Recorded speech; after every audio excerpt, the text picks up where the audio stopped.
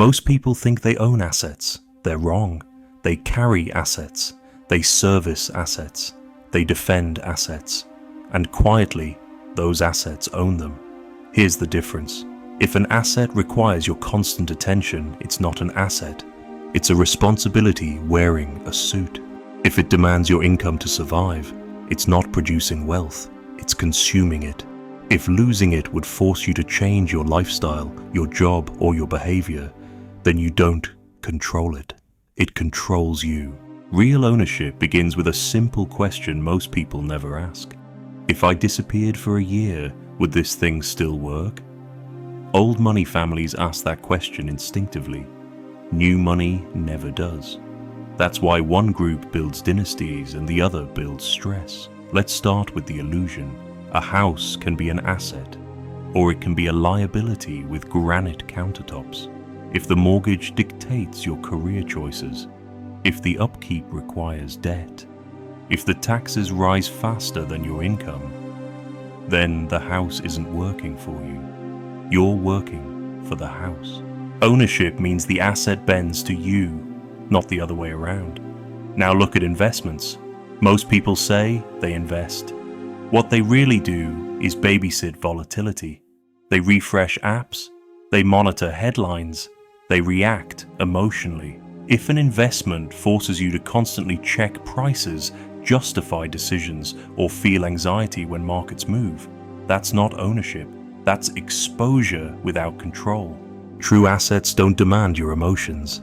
They don't beg for attention. They quietly compound while you live your life. Old money doesn't chase returns. They design systems. A system doesn't care how you feel today. A system doesn't panic. A system doesn't need motivation. A system just executes. That's why generational wealth looks boring from the outside, because boring scales. Excitement doesn't. Here's where it gets uncomfortable. Many people with high incomes are not wealthy. They're asset rich and freedom poor. Luxury cars that require the next paycheck. Businesses that collapse if the owner stops working. Portfolios that can't survive a drawdown without lifestyle cuts. That's not power, that's fragility. Old money is obsessed with fragility. Not growth, not upside, fragility. They ask, what breaks first if conditions change? Interest rates rise, markets fall, taxes increase, income slows. What survives? If an asset requires perfect conditions to function, it's not owned, it's tolerated. Ownership means resilience. It means you can say no. No to bad deals. No to bad timing. No to panic. Because nothing you own is threatening your stability. Now let's flip the frame. What does real ownership look like? It looks like assets that produce more than they consume. Assets that don't require leverage to appear profitable. Assets that function under stress. It looks like optionality. The ability to wait. The ability to do nothing. That's the ultimate signal of ownership, because urgency is a tax. When you need an asset to perform, you don't own it. When you can walk away from it, you do. This is why old money avoids hype. Hype compresses decision-making. Hype forces action. Hype creates fragility. Silence creates leverage. Time creates leverage. Distance creates leverage.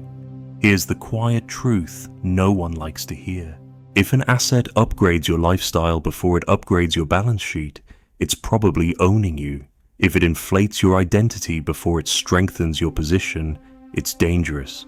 If selling it would feel like losing status, you were never in control. Old money doesn't attach ego to assets. They attach rules. Rules for entry, rules for exit, rules for risk. Ego wants upside. Rules protect capital. And capital protection is the foundation of everything else. This is why wealthy families survive crises. They don't scramble. They don't liquidate in fear. They don't suddenly change who they are.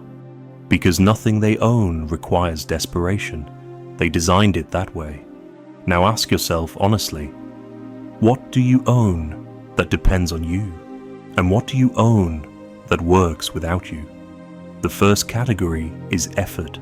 The second is wealth. Most people never make the transition. They upgrade income, but not structure. They add assets, but not resilience. They accumulate, but never stabilize. Ownership isn't about having more. It's about being less needed. Less needed by your house. Less needed by your investments. Less needed by your lifestyle. When your presence becomes optional, you've crossed the line. That's the difference between owning assets and being owned by them. And once you see it, you can't unsee it. Once you understand the pattern behind wealth, the noise becomes irrelevant. If that way of thinking appeals to you, consider subscribing. Until next time.